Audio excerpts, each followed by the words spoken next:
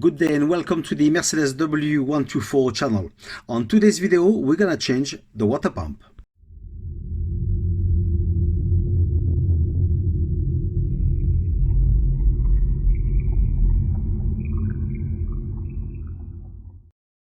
That's the water pump we're gonna be changing. So of course, as usual, I will place the reference number on the video in case you need it.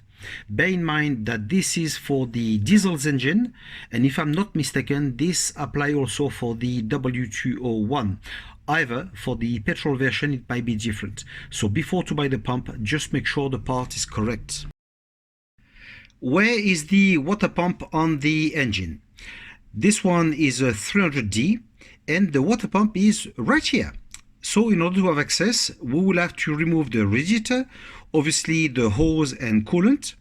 We will have also to remove the accessory belt, the fan, and then normally we'll have access to the pump. Remember that what I'm showing you now may be different on your engine, but what we are going to do now is to remove the coolant. For this, we're gonna unplug the hose on the radiator at the bottom, and we're gonna let it fall on something like that. Once this is done, we're gonna start removing the radiator.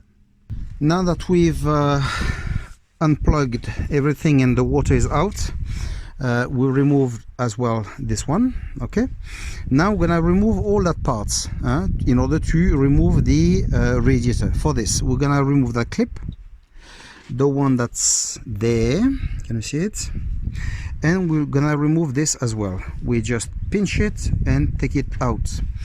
Normally when it's done, we just lift it and push it in, and then we'll have access to the radiator that we're gonna remove after. It is now removed, so to take this out, we lift it up like so. You see? It unclip here and we put it out. Same thing at the bottom. So we try to free it a little bit, so like that we can have access to the radiator. Now, to remove the radiator, we then remove these clips that are here and there, and as well we're gonna unscrew this one and the other one at the bottom. Now that everything is removed, we should be able to remove the radiator. And I forgot to tell you as well that to remove this nut, you will have to use a spanner of 19.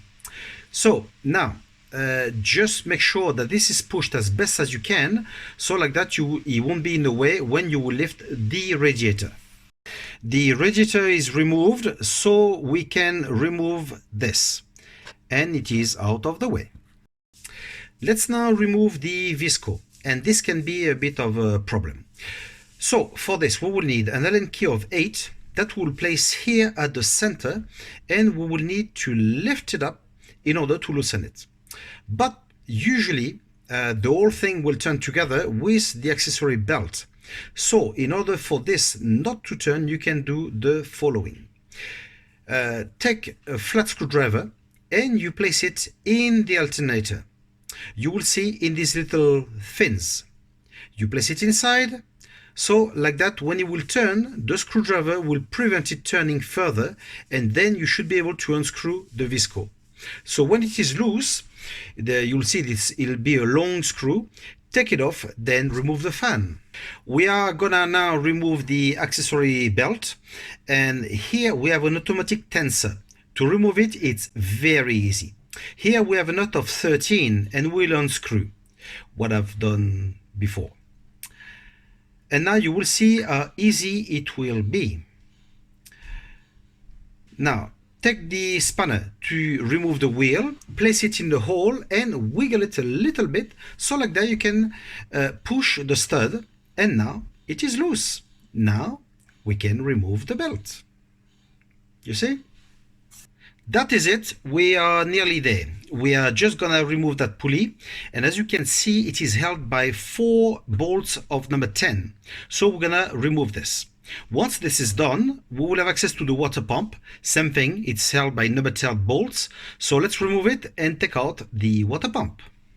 I've now removed the pulley, and you may wonder how to remove this. Well, you will use 2 spanners of 10, so one to hold and one to unscrew. So for instance, you unscrew this one, this one, this one. Now the fourth one, you will not be able to remove it. So what you do, once you have removed, for instance, one, you will place an Allen key inside and it will block with the water pump. And then you'll be able to remove the fourth one. I now have the old water pump, and be careful because let me show you on the newer one. You see at the bottom where the pipe is coming out, the lower bolt is actually quite difficult to remove. So if you try to remove it with something like that, it will be nearly impossible. You will need to use something a bit thinner, like this.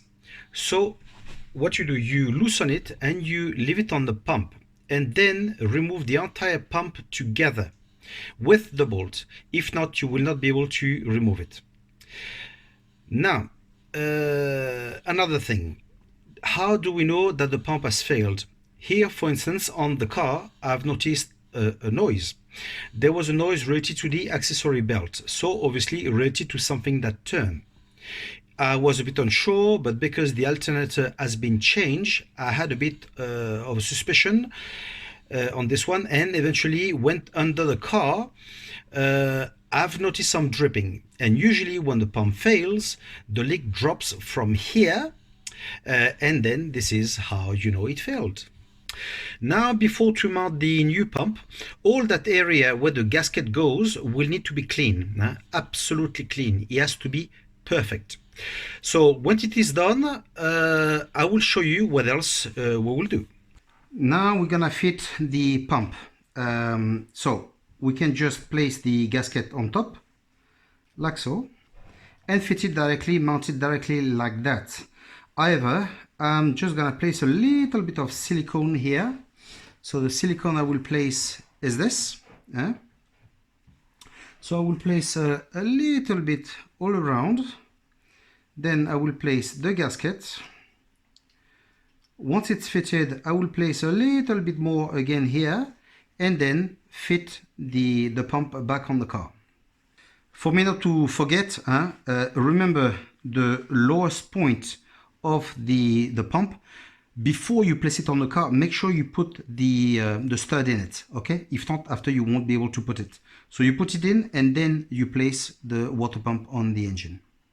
Now that the pump is fitted, we're gonna fit everything back just like we did before, but in reverse. That's it. Everything is now fitted as it should.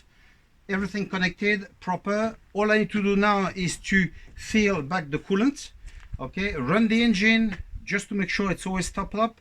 Make sure there's no leak whatsoever, and then you're gonna be good to go. Okay, so I hope that you have liked the video. Stay tuned, subscribe to the channel, and we'll see each other in the next one. Take care of yourself.